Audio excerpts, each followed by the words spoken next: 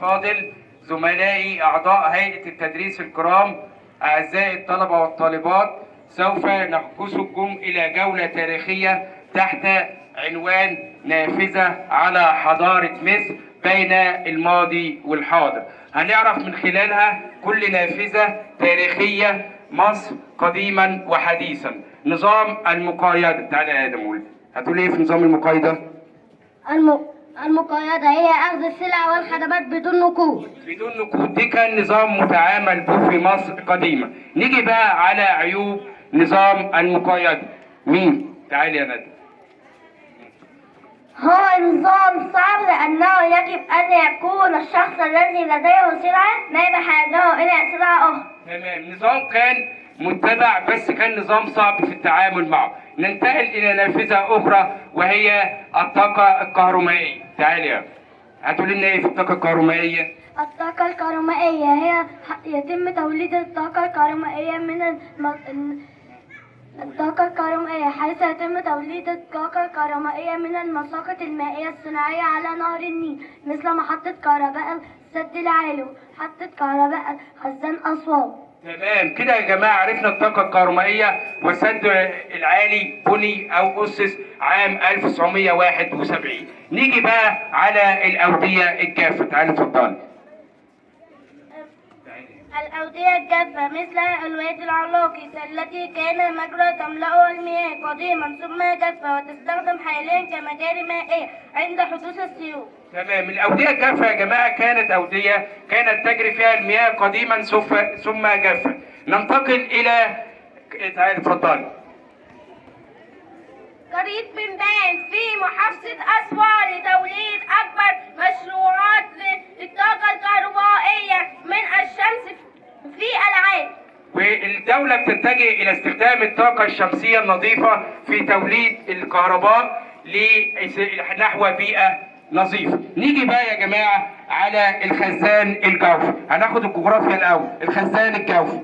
الخزان الجوفي هو عبارة عن كتلة صخرية قادرة على تخزين المياه. تمام، دي الخزان الجوفي وأكبر خزان في أسوان، عبارة عن صخر يستخدم فيه تخزين المياه للاستخدام بعد ذلك. نيجي على أهمية المياه، اتفضلي. أهمية المياه المالحة ننقيها للحصول على ملح الطعام ونشربها بعد تنقيتها. دي محطة تحلية المياه. نيجي بقى على طاقة الرياح. هنخلص الجغرافيا الأول. طاقة الرياح حيث استخدمها المصريون طاقة الرياح في تسيير المراكب الشراعية، كما أننا نستخدمها في مصر حاليا لتسيير السفن الشراعية أيضا وتوليد الكهرباء. وتعد محطة جبل الزيت في محافظة البحر الأحمر من أكبر محطات توليد الكهرباء من الرياح في الشرق الأوسط والشمال الأفريقي. تمام يا جماعة، تحية لمصرنا الحبيبة على هذه المحطة، محطة جبل الزيت في لإنتاج الطاقة من الرياح. دي حاجة جميلة جدا. نيجي بقى على طاقة الموارد المعدنية في مصرنا الحبيب. الموارد المعدنية هي مثل النحاس والذهب والفضة والبرونز والمنجنيز والفوسفات. تمام، ننتقل إلى جغرافيا مصر وأماكن استخراج المعادن. تعالي اتفضلي.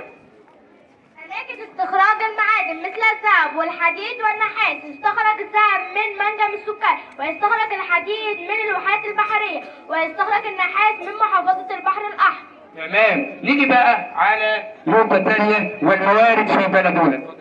الموارد هي كل الوسائل التي يمكن أن تشبه حاجات الإنسان، وتنقسم إلى موارد حرة وموارد نادرة. والموارد الحرة هي موجودة بكميات غير محددة ولا تسبب ضررا في النظام البيئي مثل الماء والهواء والشمس. والموارد النادرة هي موجودة بكميات محددة وندرتها تسبب مشكلة مثل المياه العذبة والأراضي الزراعية ومصادر الطاقة. تمام، دي أولاد الموارد بصفة عامة. نيجي بقى على الطاقة المتجددة وغير المتجددة.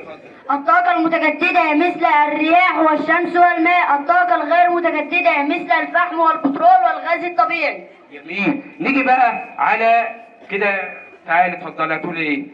نيجي بقى على الفقرة التاريخية بقى، اتفضلي. عصر عتيق، دولة قديمة، ضعف أول، دولة وسطى، ضعف تاني، دولة حديث، عصر متأخر. تمام، دي أولاد العصور اللي مرت علينا في تاريخ مصرنا الحبيب. ننتقل على تعالي الملك مين؟ الملك مين الأول؟ تعالي الملك مين الأول؟ الملك مينا هو حاكم مدينة طيبة الأقصر حاليا، ومؤسس أول أسرة حاكمة في تاريخ مصر القديمة. إنجازاته: استطاع توحيد البلاد سنة 3200 قبل الميلاد بعد فترة طويلة من الانقسام والتفكك. كون حكومة مركزية قوية وجيش قوي لحماية البلاد. لقب الملك نعرمر مينا بعد إلقاب منها ملك الأرضين، ملك مصر العليا والسفلى، صاحب التاجين، نسر الجنوب وثعبان الشمال. لوحة نعرمر تم تسجيل انتصارات الملك مينا على مملكة الشمال وتوحيده بالبلاد. تمام. طبعا قوتنا في وحدتنا. نيجي بقى على الملك مينا. تعالي أعمال الملك مينا. أعمال الملك مينا: أسس الأسرة الأولى، لبس التاج المزدوج، سجل انتصاراته على لوحة نعرمر. تمام. نيجي بقى على العوامل الطبيعية والعوامل البشرية لقيام حضاراتنا المصرية القديمة. العوامل الطبيعية مثل نهر النيل، موقع متميز، ثروات معدنية، مناخ متنوع. العوامل البشرية: جيش قوي، حكومة مركزية، الوحدة بين المصريين، كفاح المصريين. تمام.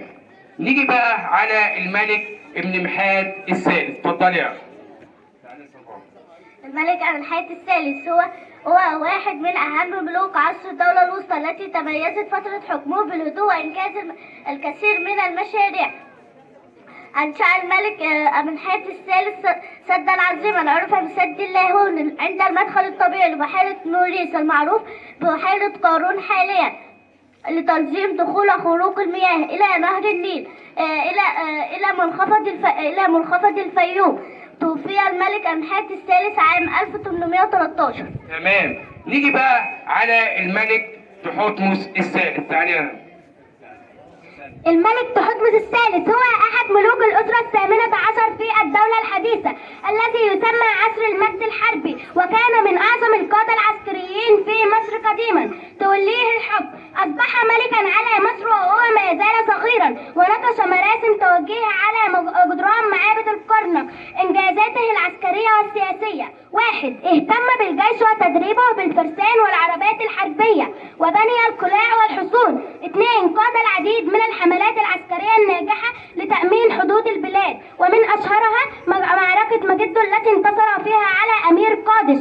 3. استطاع السيطرة على بلاد الشام. 4. استطاع أن يمد حكم مصر حتى بلاد النوبة جنوبا. 5. كون أقدم إمبراطورية في التاريخ.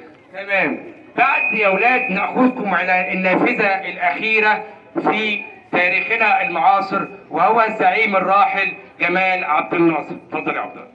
الرئيس الراحل جمال عبد الناصر ولد الرئيس جمال عبد الناصر في محافظة الإسكندرية يوم 15 يناير عام 1918 ميلاديا، وتخرج من كلية الحربية عام 1938 ميلاديا، وشارك في حرب فلسطين عام 1948 ميلاديا.